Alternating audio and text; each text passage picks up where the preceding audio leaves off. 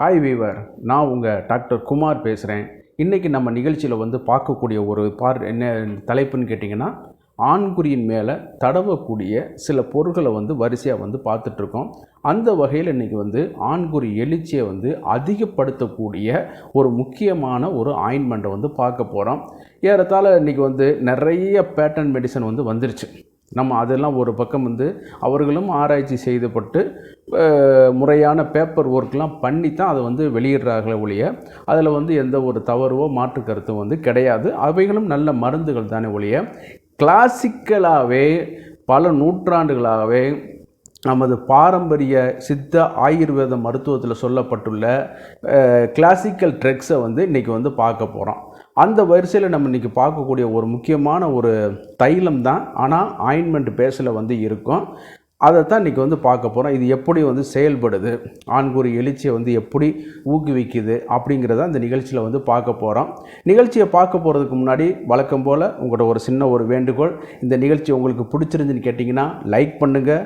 அதே நேரம் மற்றவர்களுக்கும் பயனுள்ளதாக இருக்குதுன்னு கேட்டிங்கன்னா ஷேர் பண்ணுங்கள். மறந்துடாமல் எங்களுக்கு சப்ஸ்கிரைப் பண்ணி ஹெல்ப் பண்ணுங்கள். நான் உங்கள் டாக்டர் குமார். வாங்க நம்ம நிகழ்ச்சிக்குள்ளே போகலாம். சரிங்களா? பொதுவாக இந்த ஆண்குறி மெக்கானிசம், எழுச்சி மெக்கானிசம் ஒரு தசையாலேயோ எலும்புகளாலோ அதாவது தூண்டப்படுவது இல்லை. நான் சொல்கிறது எழுச்சி.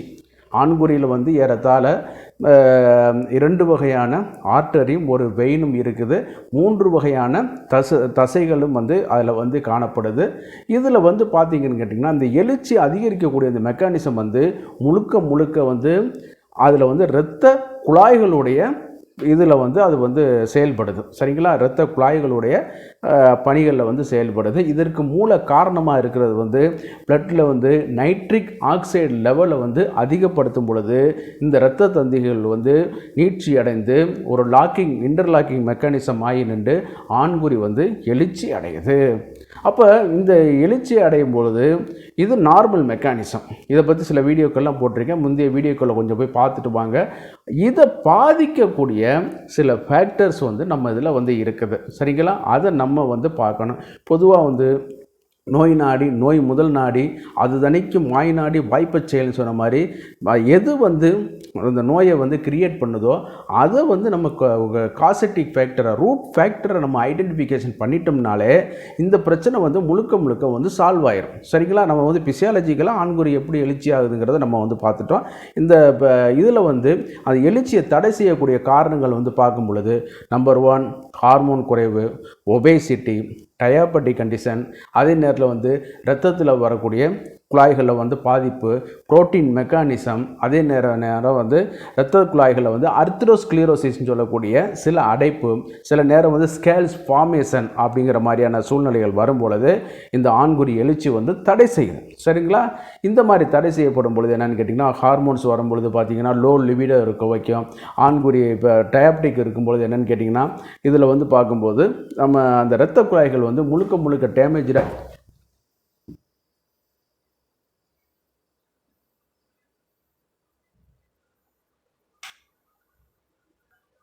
முழுக்க அது பாதிக்கப்பட்டு என்னாகுன்னு கேட்டிங்கன்னா, நாளாக அந்த இரத்த குழாய் பாதிக்கப்பட்டு அது இந்த எழுச்சியை தடை செய்யக்கூடிய ஒரு இதாகும். அதே நேரத்தில் ஒபேசிட்டி ஆகி வரும்பொழுது நம்ம உடம்புல உள்ள அந்த ஹார்மோன் சிந்தசிஸ் ஃபேக்டர் பாதிக்கப்பட்டு வரதுனால அது இன்னும் கொஞ்சம் பாதிக்கப்பட ஆரம்பிக்குது. சரிங்களா? ஹார்மோன் டயாபெட்டிக்கான இரத்த குழாய்கள் டோட்டலாக டேமேஜ் ஆகிட்டு அது பாதிக்கப்பட ஆரம்பிக்குது. சில நேரம் ஒபேசிட்டி டிசார்டர் இருந்தாலும் கூட அந்த புரோட்டீன் மெக்கானிசம் பாதிக்கப்பட்டு இது பண்ணக்கூடியது. அதில் பார்க்கும் பொழுது இந்த இரத்த குழாய்களில் சில நேரம் வரக்கூடிய சில பிரச்சனைகள்னால என்னான்னு கேட்டிங்கன்னா, இந்த எழுச்சி தடை செய்யக்கூடிய வாய்ப்புகள் அதிகம். பொதுவாக நிறைய பேர் இதை லிகமெண்ட்ஸ் ஆர் மசில்ஸ் பிரச்சனை அப்படிங்கிற மாதிரி நினச்சிட்ருக்காங்க. ஆனால் அது தவறான ஒரு இது. முழுக்க இந்த இன்டர்லாக்கிங் பிரச்சனை அமைப்பில் உள்ள இரத்த தந்துகினால் தான் இந்த ஆண்குறி நீட்சியானது நடைபெறுகிறது. சரிங்களா? இதற்கு மூல காரணமாக இருக்கிறது ஒரு நைட்ரிக் ஆக்சைடுங்கிற ஒரு இது தான் நம்ம முக்கிய மூலப்பொருள் தான்ங்கிறத நம்ம இது பண்ணணும். அதே நேரத்தில் இது நம்ம புரோட்டீன் உணவுகள் மூலம் தான் எடுத்துக்கிறக்கூடியது. சரி, இப்போ நம்ம பார்க்கக்கூடியதில் வந்து பார்க்கும்போது பார்த்திங்கன்னா, இந்த ஆர்த்தரோஸ்க்ளீரோசிஸ்னால் வந்து சில நேரம் வந்து ஆண்குறி எழுச்சிகள் வந்து பாதிக்கப்படும். தசைகள் சுருக்கம் இருக்கும் பொழுது அந்த தசைகளுடைய நிறைய உடலுறவு பண்ணி என்னான்னு கேட்டிங்கன்னா, அது வந்து உங்களுக்கு வந்து அந்த தசைகள் வந்து பாதிக்கப்பட ஆரம்பிச்சிடும்.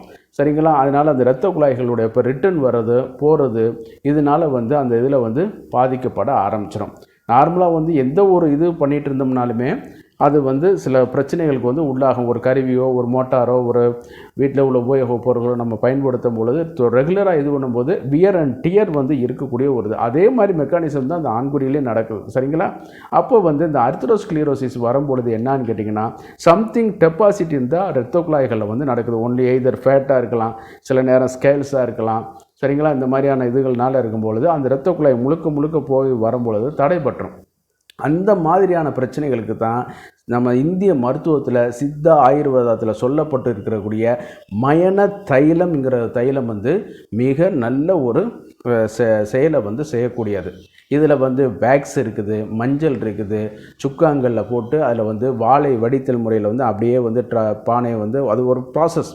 சித்தா ஃபார்முலேஷனில் பல வகையான இதில் வந்து சொல்லியிருக்காங்க. எந்த மருந்து நீங்கள் நினைக்கிற மாதிரி அரைச்சி கொடுக்குறது அந்த மாதிரிலாம் வருது இருந்தாலும் கல்வத்தில் பண்ணுறது, குளித்தைலம் இருக்குது, அதே மாதிரி புடம் போட்டு எடுக்கிறது, இந்த மாதிரி நிறைய அது அந்த காலத்தில் எப்படி தான் அதை பற்றி கண்டுபிடிச்சாங்க அப்படிங்கிறது ஆண்டவனுக்கு தான் வெளிச்சம். அப்போ இந்த மாதிரியான ஒரு செக்டார் வந்து இருக்குங்கிறத நம்ம தெரிஞ்சுக்கிறோம். அதில்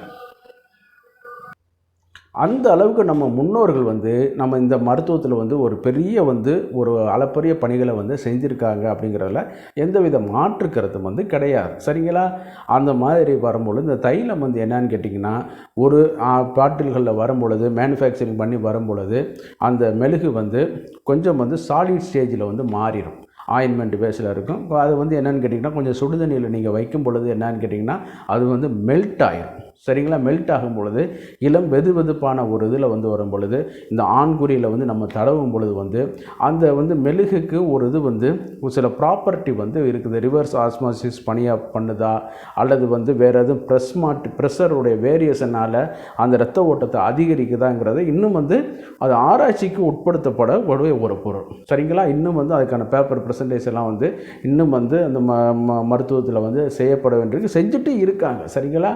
அந்த அளவுக்கு உள்ள இந்த மருந்துகள் வந்து அதில் சொல்லி கொண்டு வருவது வந்து கைகால் சுளுக்கு, உடம்பு வலி, இந்த மாதிரியானதை சொல்லிட்டு வரும் பொழுது, அந்த பாடல்களை சொல்லிட்டு வரும் பொழுது இந்த ஆண்குறி தளர்ச்சியை பற்றியும் அதில் வந்து ஒரு குறிப்புக்கு வந்து காணப்படுது.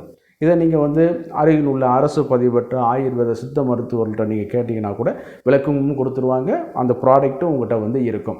இதை வந்து என்ன பண்ணிக்கிட்டு நான் சொன்ன மாதிரி வந்து கொஞ்சம் ஹாட் வாட்டரில் வச்சுக்கிட்டு அது மைல்டாக வந்து தடவி விட்டு இது பண்ணும் பொழுது இந்த ஆர்த்தரோஸ்க்ளீரோசிஸ் அதாவது இரத்த குழாய்கள் எதுவும் பிரச்சனைகள் இருக்குதா அல்லது மைல்டாக அந்த தசைகள் வந்து ரொம்ப வந்து ஃபார்மேஷன் இல்லாமல் அதாவது செயல் இழந்து போய் இருக்குதா, இதை கூட அது வந்து சரி பண்ணி கொடுக்கக்கூடிய ஆற்றல் வந்து அந்த இதுக்கு வந்து இருக்குது. சரிங்களா? இது வந்து நம்ம இந்திய மருத்துவ இதிலே வந்து கிடைக்கிது. அதை வந்து நீங்கள் வந்து வாங்கி பயன்படுத்துங்க. தகுந்த மருத்துவருடைய ஆலோசனையின் பேரில் எதனால் வந்திருக்குது இந்த ஆண்குறி எழுச்சியின்மை. சரிங்களா? ஒன்று இரத்த கொதிப்பா அல்லது சர்க்கரை வியாதியா, ஹார்மோனல் இம்பேலன்ஸா, இது எல்லாத்தையும் டிசைட் பண்ண ஃபேக்டர் யார்? மருத்துவர் மட்டும்தான். அதனால் உங்கள் அருகில் உள்ள அரசு பதிவு பெற்ற 5.5 ஆண்டுகள் படித்து முடித்த பிஎஸ்எம்எஸ் பிஏஎம்எஸ் படித்த பட்டம் பெற்ற அருகில் உள்ள மருத்துவரை நீங்கள் அணுகுங்க. சரிங்களா? நீங்கள் என்கிட்ட தான் வரணுங்கிறத நான் எந்த பதிவுலையுமே நான் சொல்ல மாட்டேன். சரிங்களா? ஆமாம், நம்ம எல்லாரையும் நம்ம வந்து டேக்கிள் பண்ணி இதெல்லாம் பண்ண முடியாது. ஏன்னா அருகில் உள்ள இதில் இருக்காங்க, அவங்களும் எங்களை மாதிரி படித்தவர்கள் தான்.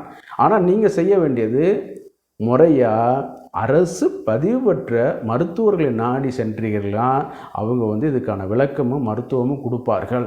அப்படி இல்லைனாலுமே இன்றைக்கி வந்து அரசாங்கத்தில் வந்து ஆயுர்வேத சித்த மருத்துவமனைகள் இருக்குது. அங்கே போனீங்கனாலே இதுக்கான சிகிச்சைகள் வந்து உங்களுக்கு இலவசமாகவே கிடைக்கும். அவங்ககிட்ட போனீங்கனாலே தக்க வழிகாட்டுதல் பேரில் வந்து உங்களுக்கு அந்த இது வந்து அவங்க இது பண்ணி கொடுப்பாங்க. வழக்கம் போல் நிகழ்ச்சியோட இறுதி பகுதிக்கு வந்துட்டோம். இந்த நிகழ்ச்சி உங்களுக்கு பிடிச்சிருக்குன்னு கேட்டிங்கன்னா லைக் பண்ணுங்கள், மற்றவர்களுக்கும் பயனுள்ளதாக இருக்குன்னு கேட்டிங்கன்னா ஷேர் பண்ணுங்கள். மறந்துடாமல் எங்களுக்கு சப்ஸ்கிரைப் பண்ணி ஹெல்ப் பண்ணுமாறு மிக பணிவோடு கேட்டுக்கொள்கிறேன். நான் உங்கள் டாக்டர் குமார். மீண்டும் ஒரு நிகழ்ச்சியில் சந்திப்போம். நன்றி, வணக்கம்.